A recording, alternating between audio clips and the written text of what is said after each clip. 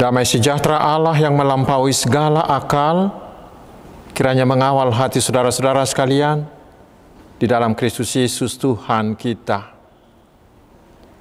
Amin. Selamat hari Minggu saudaraku, bagaimana kabar? Saya berharap kita semuanya dalam keadaan sehat, dalam keadaan sukacita. Dan hari ini di Minggu Judika hari ini, Tuhan akan menyapa kita melalui firman-Nya yang tertulis dalam Filipi pasal 3 ayat 4b hingga ayat yang ke-14. Saya bacakan untuk kita. Jika ada orang lain menyangka dapat menaruh percaya pada hal-hal lahiriah, aku lebih lagi. Disunat pada hari ke-8 dari bangsa Israel, dari suku Benyamin, orang Ibrani asli. Tentang pendirian terhadap hukum Taurat, aku orang Farisi. Tentang kegiatan, aku penganiaya jemaat. Tentang kebenaran dalam mentaati hukum Taurat, aku tidak bercacat. Tetapi apa yang dahulu merupakan keuntungan bagiku, sekarang kuanggap rugi karena Kristus. Malahan segala sesuatu kuanggap rugi karena pengenalan akan Kristus Yesus Tuhanku lebih mulia daripada semuanya. Oleh karena Dialah aku telah melepaskan semuanya itu dan menganggapnya sampah supaya aku memperoleh Kristus dan berada di dalam Dia, bukan dengan kebenaranku sendiri karena mentaati hukum Taurat, melainkan dengan kebenaran karena kepercayaan kepada Kristus, yaitu kebenaran yang Allah anugerahkan berdasarkan kepercayaan. Yang kukehendaki ialah mengenal Dia dan kuasa kebangkitannya dan persekutuan dalam penderitaannya, di mana aku menjadi serupa dengan Dia dalam kematiannya, supaya aku akhirnya beroleh kebangkitan dari antara orang mati. Bukan seolah-olah aku telah memperoleh hal ini atau telah sempurna, melainkan aku mengejarnya. Kalau-kalau aku dapat juga menangkapnya, karena aku pun telah ditangkap oleh Kristus Yesus. Saudara-saudara, aku sendiri tidak menganggap bahwa aku telah menangkapnya, tetapi ini yang kulakukan. Aku melupakan apa yang telah di belakangku dan mengarahkan diri kepada apa yang ada di hadapanku, dan berlari-lari kepada tujuan untuk memperoleh hadiah, yaitu panggilan surgawi dari Allah di dalam Kristus Yesus. Demikian firman Tuhan. Saudaraku yang dikasihi Tuhan Yesus Kristus, kita tahu ungkapan yang mengatakan bahwa untuk memperoleh hal yang terpenting, kita harus rela meninggalkan hal-hal yang penting. Seperti itu jugalah keputusan Paulus. Banyak orang di Filipi yang menghina Paulus dengan menganggarkan kehebatan duniawi mereka. Itu membuat Paulus sangat kesal hingga menyebut mereka itu di ayat 2 sebagai sebagai anjing-anjing, sebagai pekerja-pekerja yang jahat. Lalu Paulus menjawab mereka dalam nats kita hari ini. Paulus mengatakan, bila ditinjau dari segi kehebatan duniawi, saya ini jauh lebih hebat dari kalian. Karena saya ini seorang Yahudi dari suku Benyamin. Bahkan saya ini seorang Farisi. Farisi sebuah kelompok yang sangat disegani pada waktu itu. Dan sayalah yang paling keras menganiaya pengikut Yesus. Dan dalam hal melakukan hukum Taurat, saya paling jago, kata Paulus. Tetapi dia melanjutkan, dia mengatakan, tetapi semua itu adalah masa laluku. Sekarang ini saya bukan hanya sudah meninggalkan semuanya itu, tetapi bagiku sekarang semuanya itu kuanggap sampah, nol, tidak berarti apa-apa lagi. Saudaraku, mengapa Paulus bisa berkata seperti itu? Yaitu karena dia sudah benar-benar mengenal dan menerima Tuhan Yesus menjadi Tuhan dan Juru Selamatnya. Paulus tidak merasa rugi meninggalkan semua prestasi duniawinya itu, tetapi justru dianggapnya sebagai keuntungan. Justru bagi Paulus adalah kerugian yang sangat besar bila kita tidak memiliki Tuhan Yesus, bila kita hanya mengandalkan kehebatan duniawi kita tanpa iman kepada Tuhan Yesus Kristus. Ada seorang teolog di abad lalu bernama Karl Barth yang sangat terkenal. Beliau juga pernah mengatakan begini, ketika saya sudah menerima Yesus, apa yang dahulu saya anggap paling baik dan paling berharga, sekarang saya menganggapnya adalah kerugian. Puncak di mana saya berdiri dahulu, sekarang saya anggap sebagai jurang. Kepastian yang di dalamnya saya hidup dahulu, sekarang saya anggap kebinasaan. Keadaan terang yang saya punya dahulu, sekarang saya anggap kegelapan. Memang saudaraku, kata beliau, bagi seorang percaya yang benar-benar menerima dan menghargai karya Tuhan Yesus, maka segala kehebatan duniawinya menjadi hilang nilainya hingga ke titik nol. Ketika kita menyadari betapa mulia, betapa nikmatnya keselamatan yang telah Yesus sediakan bagi kita. Itu kata teolog Karl Barth. Sekarang saudaraku, bagaimana supaya kita bisa tiba pada sikap seperti Paulus ini?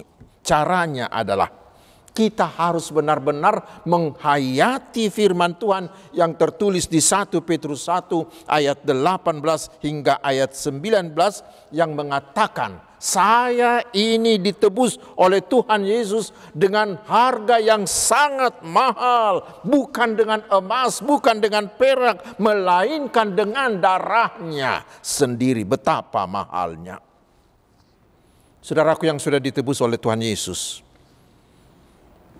bagaimana dengan kita sekarang? Tidak sedikit orang ketika Yesus memberi mereka berkat-berkat yang melimpah, mereka justru mendewakan berkat tersebut dan meninggalkan Tuhan yang memberinya. Sampah-sampahnya yang mereka agung-agungkan, bukan Tuhan Yesus yang memberi itu. Hidup seperti ini, saudaraku, sungguh-sungguh sangat menyedihkan. Mengapa? Nanti kita baca di Injil Lukas pasal 12 tentang perumpamaan tentang si orang kaya itu. Ketika dia sedang booming dengan hartanya, dia menjadi seorang crazy rich pada zaman itu mungkin. Dia begitu membanggakan harta-hartanya. Dia mendewakan semua miliknya. Padahal apa yang terjadi, saudaraku, ternyata hartanya itu tidak dapat menambah umurnya sedikit pun. 1 menit pun hartanya itu tidak dapat menahan nyawanya diambil daripadanya. Kasihan sekali orang seperti itu. Karena itu saudaraku, sebaiknya kita mau meninggalkan semuanya itu dan hanya percaya kepada Tuhan Yesus. Dan apa hasil yang akan kita terima? Kita akan diberi hidup kekal surgawi yang tidak ternilai itu. Lalu muncul pertanyaannya, apa yang harus kita lakukan agar kita bisa bersikap seperti itu? Saudaraku, itu sangat bergantung kepada seberapa bernilaikah bagimu keselamatan yang telah Tuhan jadikan melalui kematian dan kebangkitannya itu. Bila keselamatan itu sangat penting bagi kita, maka kita akan mau meninggalkan segala apa yang ada pada kita dan kita fokus melayani Tuhan Yesus seperti yang dilakukan oleh Paulus. Dan sudah banyak orang Kristen yang melakukannya. Ada orang yang mau pensiun dini, ada orang yang mau menjual hartanya dan memberikan dirinya mempersembahkan seluruh hidupnya menjadi penginjil dan pelayan bagi Tuhan Yesus. Bagaimana dengan kita, saudara-saudaraku? Karena bagi Paulus, keselamatan itu adalah hal yang paling bernilai. Maka dia mengatakan di ayat 9 hingga ayat 11 bahwa tujuan hidupnya hanya satu, yaitu agar dia tetap beriman kepada kebangkitan Tuhan Yesus Kristus, sehingga dia kelak ikut dibangkitkan seperti Tuhan Yesus dibangkitkan.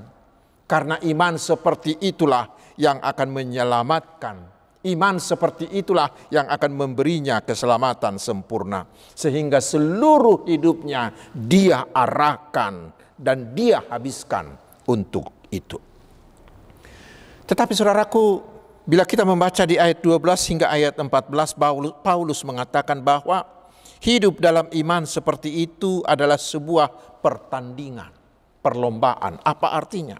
Kita tahu dalam lomba lari, satu hal yang sangat penting bagi seorang pelari adalah dia harus jelas kemana arah larinya. Harus jelas kemana arah larinya, yaitu ke garis finish. Jangan capek-capek berlari tetapi tidak sampai ke sasaran. Paulus juga seperti itu. Dia mengarahkan seluruh hidupnya ke satu arah sasaran yang pasti dan yang benar, yaitu hidup kekal bersama Tuhan Yesus. Itulah garis finishnya. Tetapi saudaraku, ada satu hal yang perlu kita ingat, yaitu Tuhan Yesus tidak pernah menyuruh kita untuk menjadi juara. Tuhan Yesus tidak pernah menyuruh kita untuk menjadi yang pertama tiba dalam pertandingan lari itu, tidak. Tetapi kita hanya disuruh agar kita tiba di garis finish itu. Saya jadi teringat ke sebuah kejadian beberapa puluh tahun lalu. Dalam sebuah perlombaan lari maraton, seorang peserta terjatuh dan terluka ketika dia berlari. Walaupun semua peserta lain sudah tiba di garis finish, dan walaupun tim medis mau menolong dia dan orang-orang di samping garis pertandingan itu mau menolong dia, tetapi dia menolaknya. Dia tetap berjalan dengan tertatih-tatih sampai beberapa jam hingga dia tiba di garis finish. Ketika dia tiba di sana, dia ditanya, mengapa dia mau melakukan itu? Apa jawabnya? Dia mengatakan, saya diutus oleh negaraku untuk tiba di garis finish, bukan hanya untuk berlari saja. Saudaraku, karena itulah Yesus juga mengatakan bahwa yang pertama bisa menjadi yang terakhir dan yang terakhir bisa menjadi yang pertama. Tetapi itu tidak menjadi persoalan. Yang menjadi yang pertama atau yang menjadi terakhir tidak menjadi persoalan. Tetapi yang penting adalah kita harus tiba di garis finish. Dan dari situlah kemudian Paulus mengatakan, supaya kita jangan pernah merasa puas. Mari kita simak perkataan Paulus di ayat 13. Dia mengatakan, aku sendiri tidak menganggap bahwa aku telah menangkapnya. Saudaraku, berlomba itu memerlukan semangat yang terus-menerus. Bila seorang pelari itu merasa puas lalu dia berhenti di tengah jalan, apa hasilnya? Pasti dia tidak akan pernah tiba di garis finish. Demikian dengan kita. Bila kita merasa bahwa iman percaya kita sudah cukup, mungkin karena kita sudah tua atau kita sudah banyak melakukan pelayanan bagi Tuhan, itu membuat kita merasa puas, maka ingat saudaraku, kita tidak akan pernah tiba di garis finish. Pertanyaannya, mengapa orang bisa jatuh kepada rasa puas ini? Kita bisa merasa puas bila kita membandingkan diri kita dengan orang lain. Atau bila kita mengingat-ingat apa yang sudah kita lakukan di masa lampau. Tetapi saudaraku, mari kita meneladani Paulus. Dia ingin lebih sempurna lagi. Walau dia sudah berbuat banyak, tetapi dia ingin lebih sempurna lagi. Dan itu membuat dia mempercepat langkahnya menuju garis finish. Karena itu saudaraku, jangan pernah merasa puas dengan prestasi rohanimu, agar langkahmu terus bergerak lebih cepat menuju garis finish itu. Karena itu saudaraku, kita harus fokus ke depan. Fokus ke arah garis finish itu. Kita diingatkan oleh firman Tuhan hari ini, supaya kita jangan pernah dibebani oleh masa lalu kita. Beban masa lalu bisa menghambat laju lari iman kita. Paulus mengingatkan hal itu di ayat 13b hingga ayat 14. Dia mengatakan, aku melupakan apa yang telah di belakangku dan mengarahkan diri kepada apa yang di hadapanku, dan berlari-lari kepada tujuan untuk memperoleh hadiah. Itulah pengalaman Paulus. Dia menyadari kejahatannya yang luar biasa di masa lalu karena dia menyiksa pengikut Tuhan Yesus.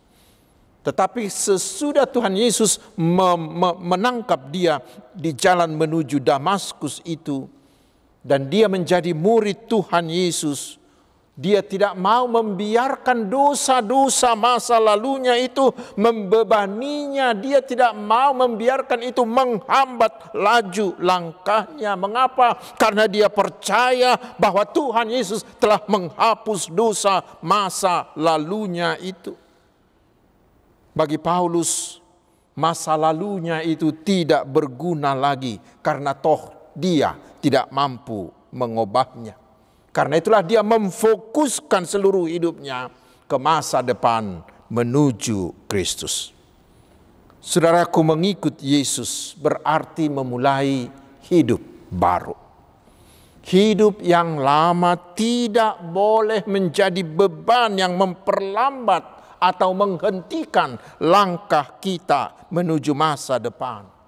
Apapun masa lalu kita, seberapa buruk pun masa lalu kita, itu tidak akan diingat-ingat oleh Tuhan Yesus. Yang Tuhan Yesus inginkan dari kita adalah apa yang saudara lakukan pada hari ini. Hari ini engkau bertobat, hari ini juga engkau selamat, kata Tuhan Yesus. Dan masa lampau kita akan dihapusnya.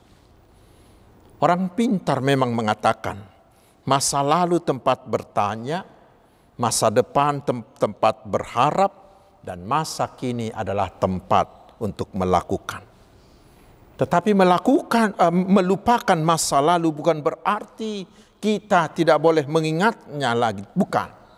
Tetapi yang dimaksud dengan melupakan masa lalu di sini adalah kita tidak boleh dipengaruhi, kita tidak boleh dibebani, kita tidak boleh dihentikan oleh masa lalu tersebut.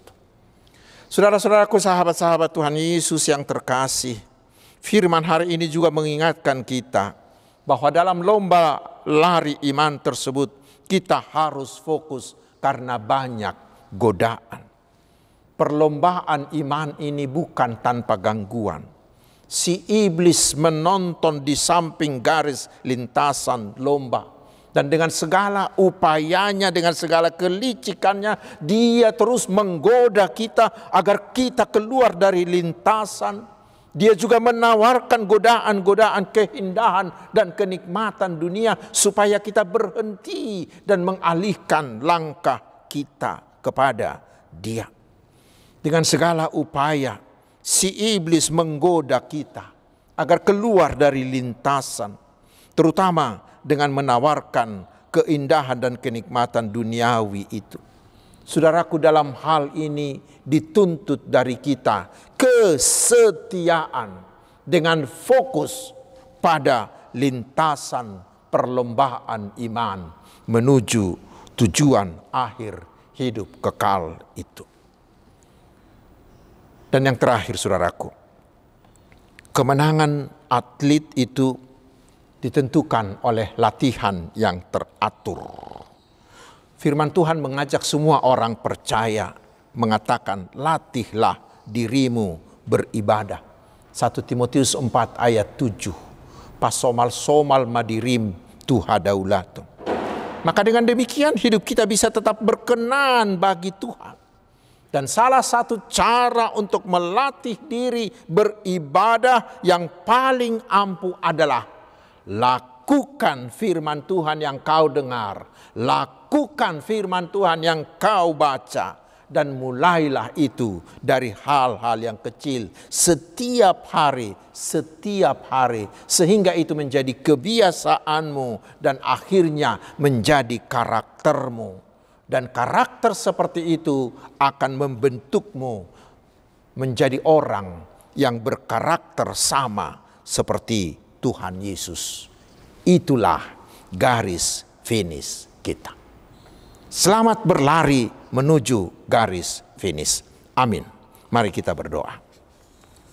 Terima kasih Tuhan atas firman-Mu yang memperkokoh komitmen kami untuk terus berlari dalam iman, mau meninggalkan segala yang di belakang kami termasuk kehebatan duniawi kami, dan kami berlari menuju garis finish, yaitu hidup kekal bersama-Mu di sorga. Kuatkanlah kami Tuhan, supaya kami semua tidak ada yang berhenti di tengah jalan, tetapi hendaknya kami setia terus berjuang dalam iman, agar kami semua menerima mahkota hidup kekal. Ya Tuhan Bapa di sorga, berkatilah semua umat-Mu terutama yang mendengarkan khotbah ini. Berilah kami hikmat-Mu sehingga kami bisa memenangkan segala macam pergumulan, kesulitan dan rintangan yang menghadang kami, terutama di masa pandemi ini. Kami yakin dan percaya Tuhan berkenan menyembuhkan saudara kami yang sedang sakit, terutama mereka yang sudah sakit menahun.